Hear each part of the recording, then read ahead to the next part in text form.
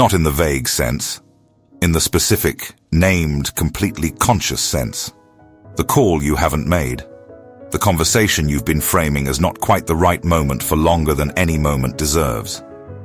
The thing you've read about, understood, agreed with, recommended to others, and still haven't done.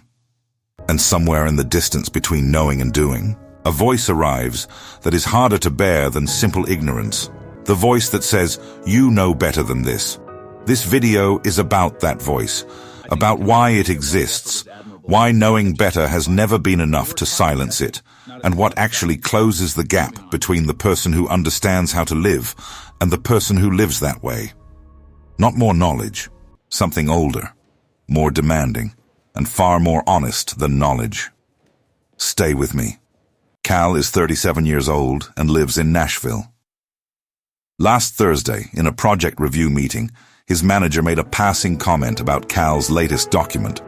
Not a criticism exactly, more of a casual observation about tone, delivered in front of 4 colleagues and forgotten by the room in approximately 90 seconds.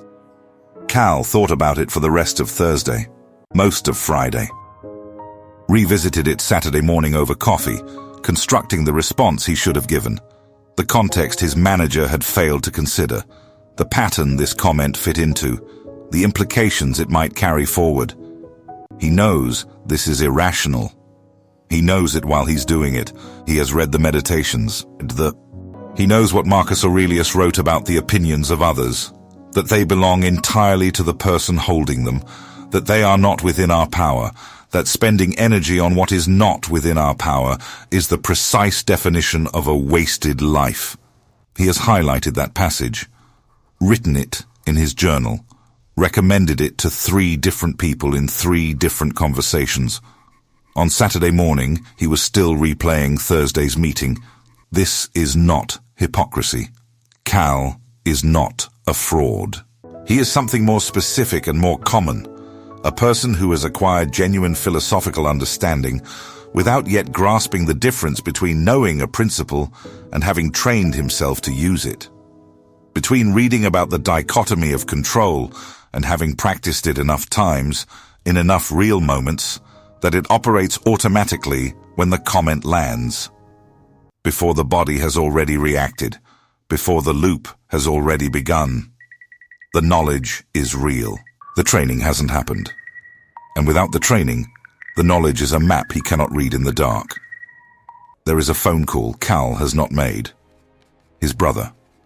6 months of a distance that started as a misunderstanding and has calcified, through mutual silence, into something neither of them has named, but both of them feel.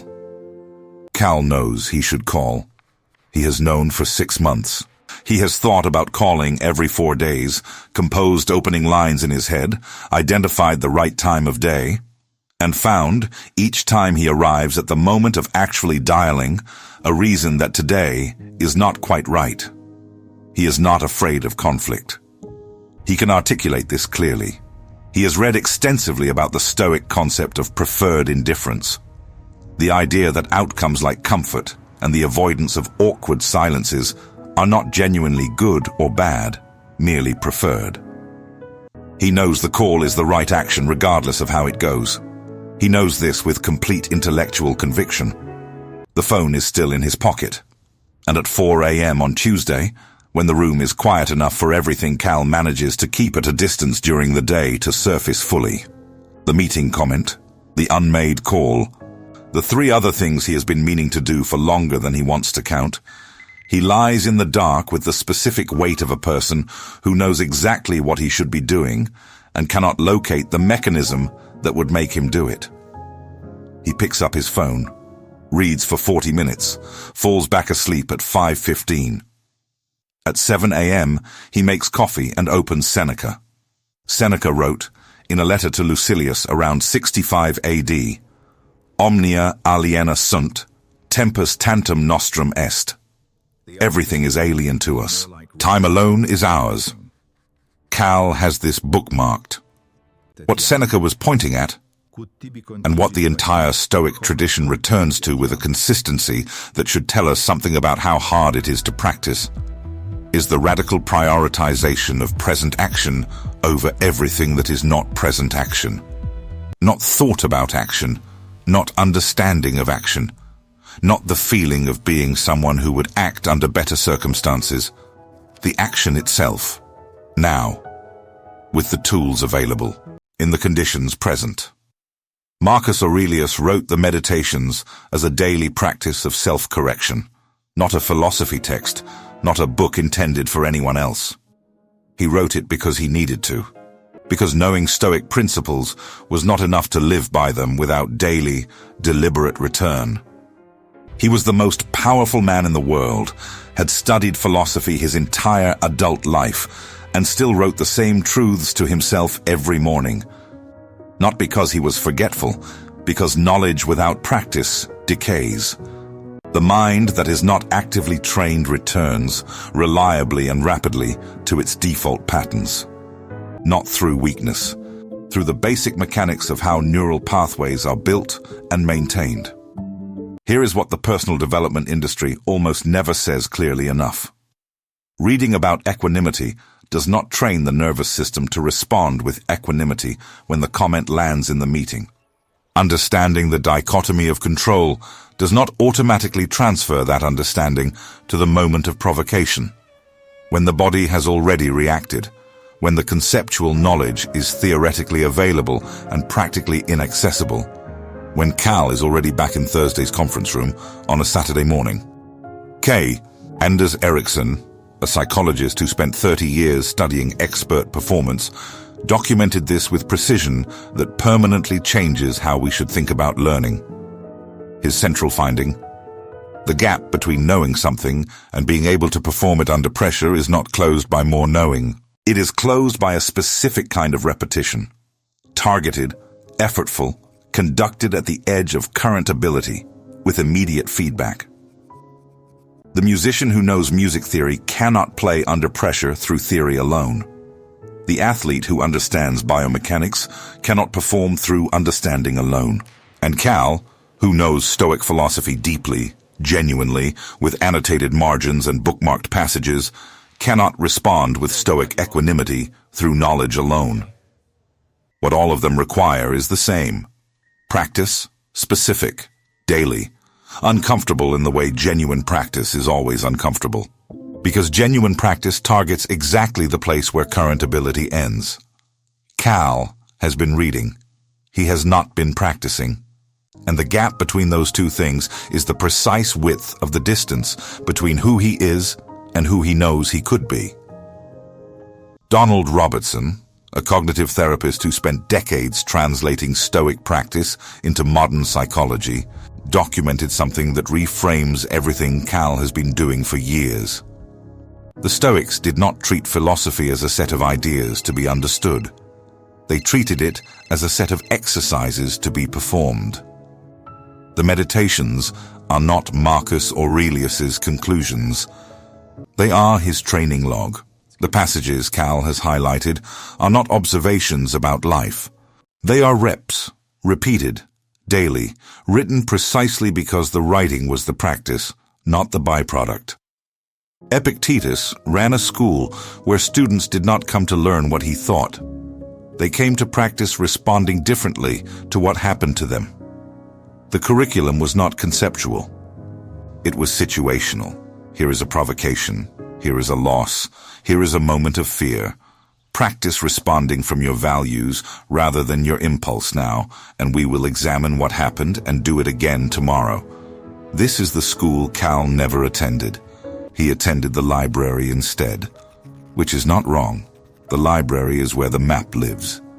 But the territory requires a different engagement. And the engagement the Stoics prescribed is not complicated.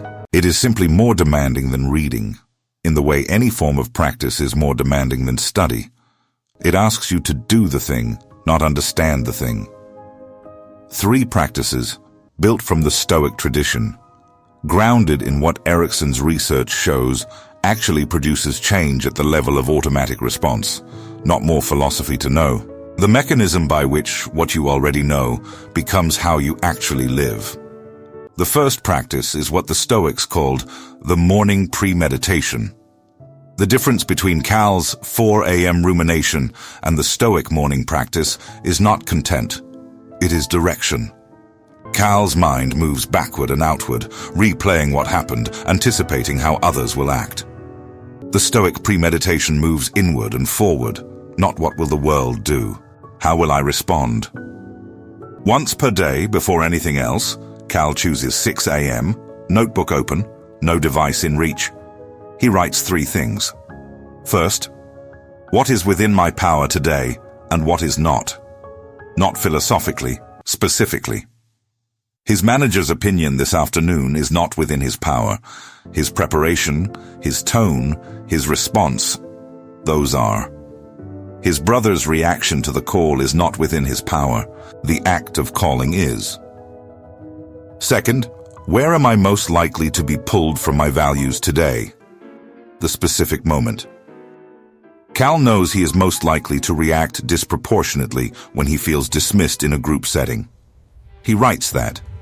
He writes what responding from his values would look like in that exact moment. Third, what one sentence do I need to remember when that moment arrives? One sentence. His own words.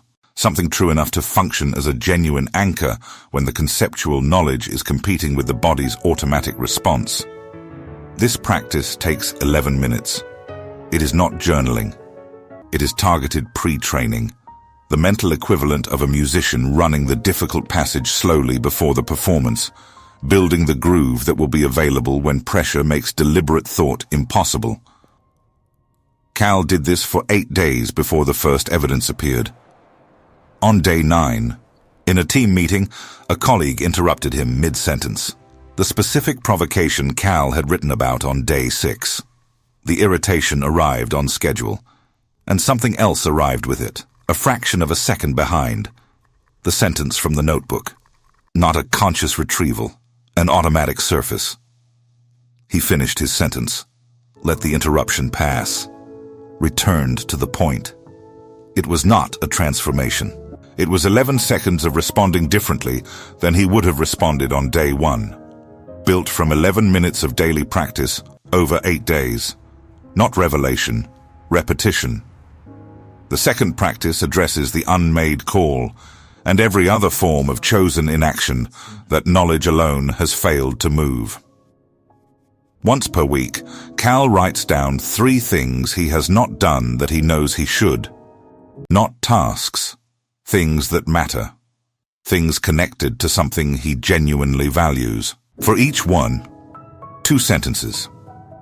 First, what am I telling myself about why this hasn't happened? The honest answer, not the defensible one. Second, what would I do right now if I genuinely believed the reason was insufficient?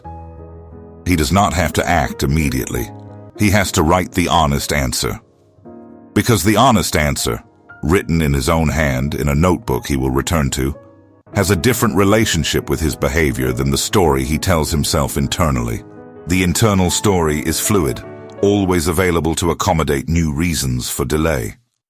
The written sentence is fixed. It can be contradicted by subsequent entries, or confirmed. Cal wrote, on a Sunday in March, his honest answer about the unmade call. I am telling myself I'm waiting for the right moment. What I am actually doing is waiting until the discomfort of calling feels smaller than the discomfort of continuing not to call. He read it back once. He called his brother that afternoon. Not because the discomfort disappeared, because seeing the actual reason, written plainly, removed the story's ability to function as a reason. Stories only work in the dark. In daylight, written in his own hand, this one was obviously insufficient. And obviously, insufficient reasons do not survive contact with the values they are being used to override. The call lasted 40 minutes. Neither of them solved everything. Both of them said what needed to be said. The distance that had been calcifying for 6 months began, slowly and without drama, to soften. Cal wrote 1 sentence in the notebook afterward. 6 months, 1 sentence, 30 seconds to see through it. The third practice is the hardest, not because it requires the most time. It requires the least. Because it requires the one thing that knowledge-based personal development has been allowing Cal to avoid. Sitting with the failure of practice without converting it into new material for rumination. The Stoics called this the evening review. Marcus Aurelius did it every night, not to punish himself, but to produce information.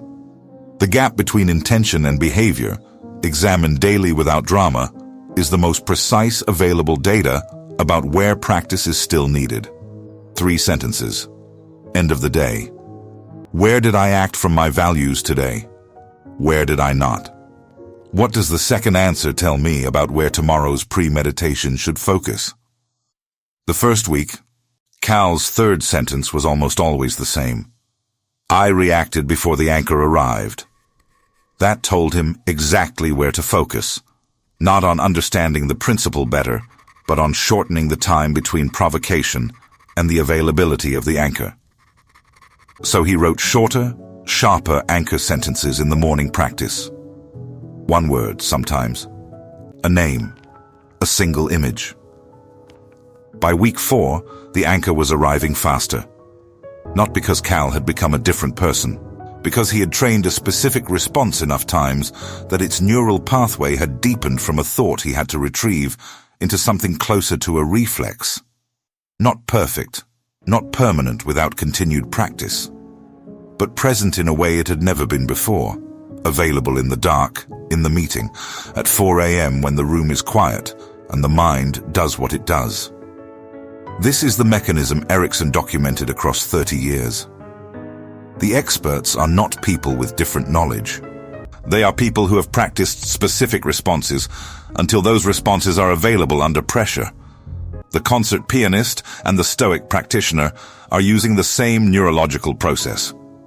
Cal is training his mind the way he would train anything else worth being good at.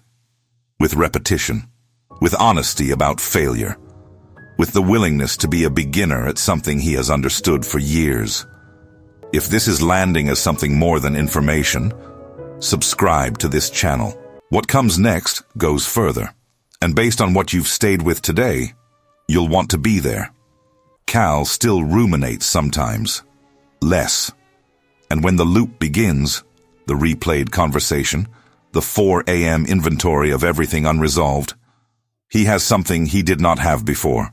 Not the ability to stop it immediately, the ability to notice it, name it without drama, and return to the anchor sentence that has been waiting in the notebook since 6 a.m. Some nights the loop runs anyway. He notes it in the evening review, adjusts tomorrow's premeditation. The call to his brother was not the last difficult thing he will do, but it was the one that showed him the difference between knowing what Seneca meant about time and actually spending his time differently.